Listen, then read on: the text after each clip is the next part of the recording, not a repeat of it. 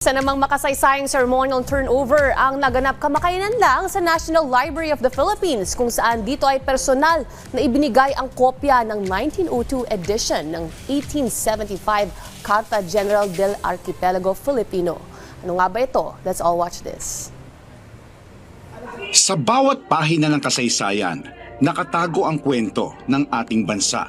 Isa ang mga dokumento sa humuhubog sa ating pagkakakilanlan at nagpapaalala sa susunod na henerasyon kung gaano kahalaga ang kasaysayan. Sa ginanap na ceremonial turnover sa National Library of the Philippines, personal na nag-donate si former Supreme Court Senior Associate Justice Antonio T. Carpio ng isang kopya ng 1902 edition ng Carta General del Archipelago Filipino na formal na tinanggap ni NLP Director Cesar Gilbert Q. Adriano at Assistant Director Edgardo B. Quiros. Isa itong mapa na nagpapakita ng mahalagang bahagi ng teritoryo ng bansa, kabilang ang Scarborough Shoal na tinukoy noon bilang Bajo de Masinloc at ang Kalayaan Island Group o Spratlys. Ang dami nagsasabi sa atin na yung mga isla outside the treaty lines katulad ng Scarborough Shoal at the Kalayaan Island Group ay hindi sa atin dahil labas sa treaty lines. Yun ang problema. So this will answer that question. Sa loob ng 7 taon, hinanap ni Atty. Carpio sa iba't ibang bansa ang orihinal na kopya ng mapang ito.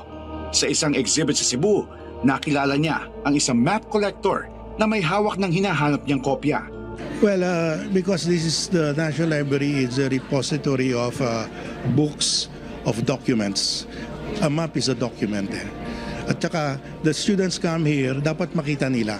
So you don't have to explain to the students na Scarborough Shoal and Kalayaan Island Group are Philippine territory kasi nakalagay sa mapa noong 1734 pa.